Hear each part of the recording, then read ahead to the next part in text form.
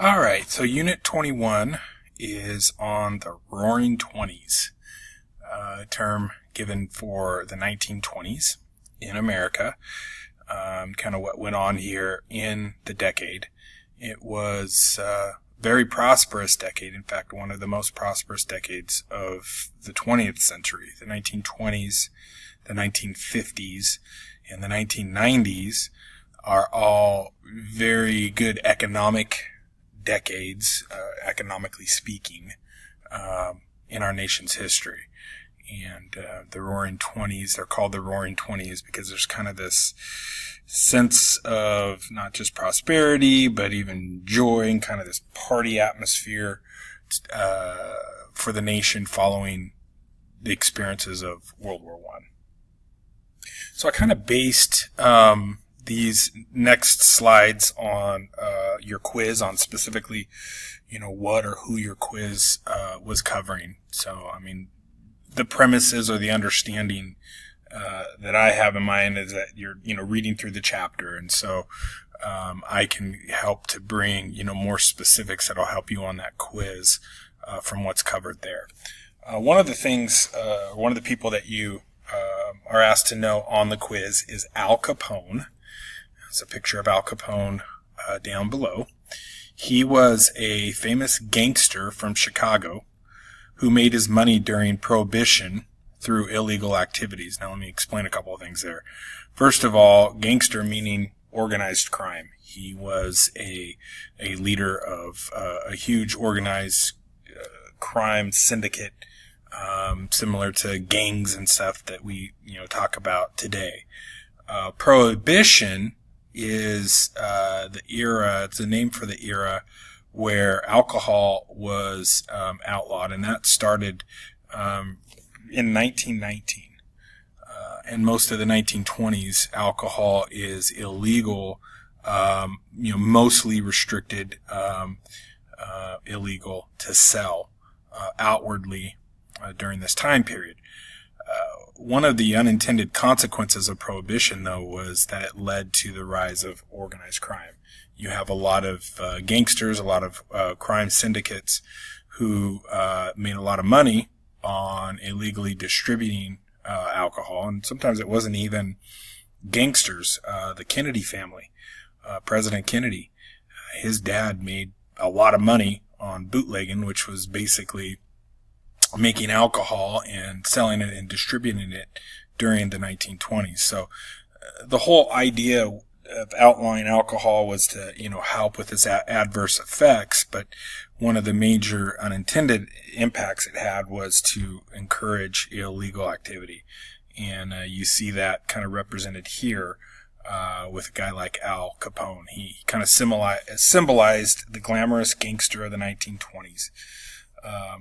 And is really kind of a symbol of that whole unintended consequence of Prohibition leading to a higher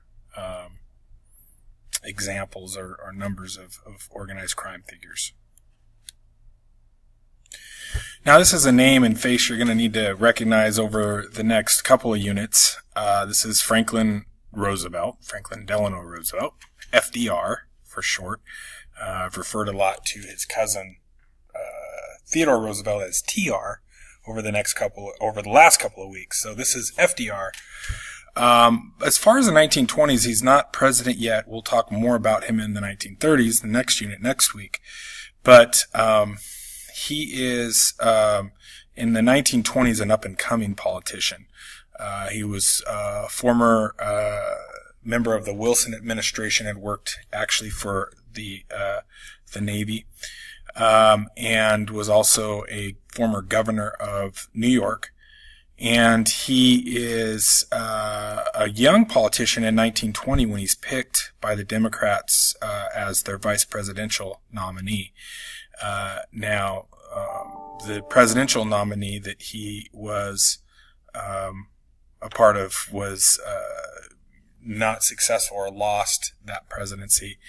And so he did not become vice president, but he's on this unit. You need to kind of know that he ran as a vice presidential candidate in 1920. But like I said, we'll see him soon when he runs for president in 1932.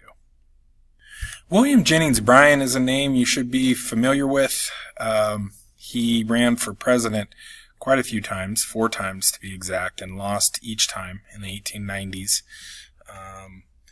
and all the way into the early 1900s.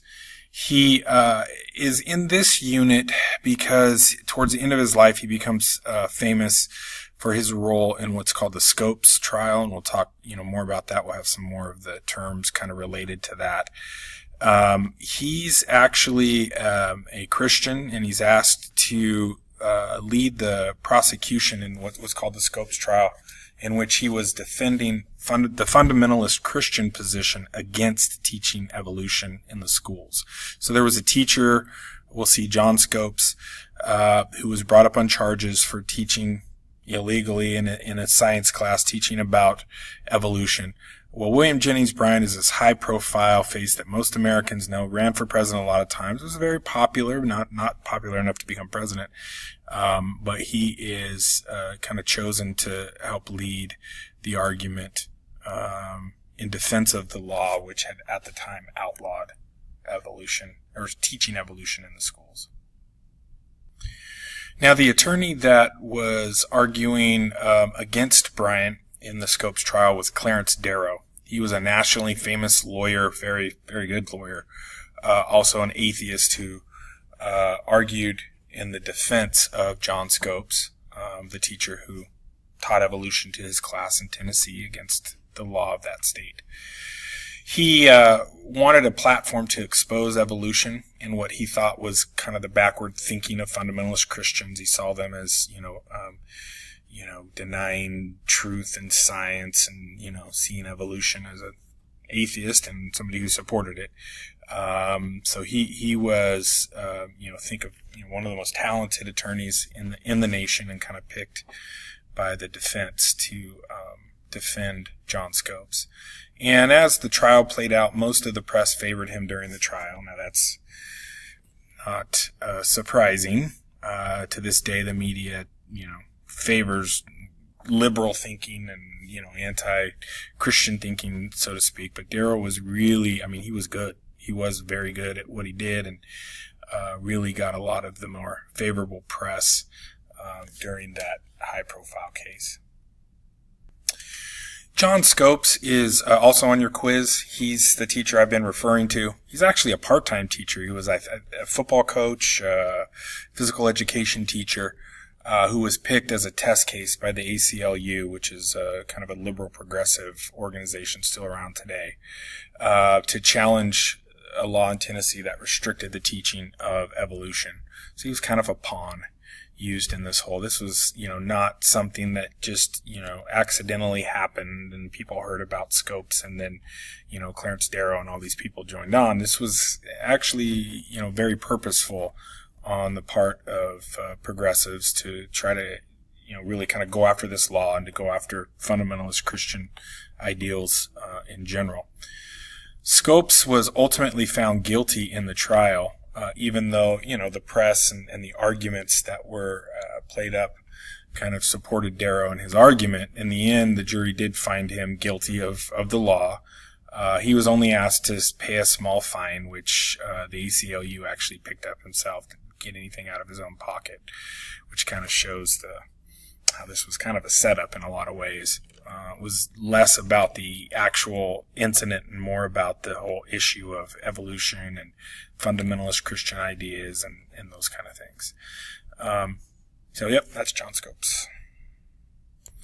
In the next 3 slides, we're going to transition to the presidents of the 1920s. I said earlier in the first slide that the 1920s was a very successful time period, economically speaking, for the United States. Things go kind of bad in 1929. We'll talk about that in further units. It's something that kind of led to the Great Depression, but the 1920s itself were pretty good. They were started with a succession of Republican presidents that began with Warren Harding in 1920. Now, to understand his term, which he promised a return to normalcy for the nation, you have to really understand the year previous to this election. 1919 was one of the craziest years, really, in United States history.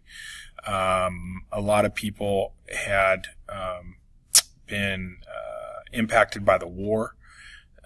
There were riots. There were labor unrest and what was called the Red Scare of 1919, which we referred to in the previous unit.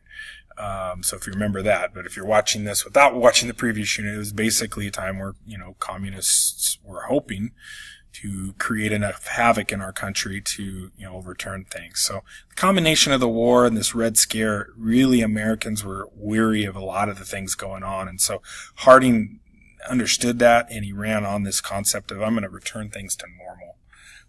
Unfortunately, he was elected on that. A lot of Americans were like, yeah, we're open to that. Unfortunately, his president was marred by many scandals. And eventually he died in office, actually while visiting San Francisco. But he was the first of these three Republican presidents. Okay, full disclosure and my biases. As your teacher, I have to tell you, this is one of my favorite presidents, Calvin Coolidge. He was the president after Harding. He had been Harding's vice president, and after he died in office, he became president and then won his own election in 1924. He was nicknamed Cool Cal for his quiet demeanor and humility, very humble guy. Did, in my opinion, a great job. This was some of the most prosperous years of our nation's history, 1924 to 1928. A man of his word, he had told the country he thought he could accomplish what he wanted for the country in one term. And if he in fact did that, he wouldn't run for a second term, which was very rare in our nation's history. And true to his word, he did not run. He decided not to run in 1928 when he probably would have won pretty easily. He's also known as Silent Cal. A question on your quiz kind of refers to a reference to this. But again, it's kind of this whole theme of Calvin Coolidge being, humble, quiet, just kind of get the job done. And he was also sworn into office by his father, who was a justice of the peace. So that was kind of a neat thing to highlight his presidency. The last of the presidents of the 1920s, those succession of three Republican presidents, was Herbert Hoover. Very interesting story, Hoover is. He's known for being the president when the stock market crashed and the Great Depression began. So some very, very bad times in our nation's history. But what's interesting is going in, nobody would have predicted that this president would have been the one that kind of faced that calamity and things going so bad, because he had been one of the most experienced politicians when he was elected president. For example, he had led the effort to feed Europe very successfully during World War I.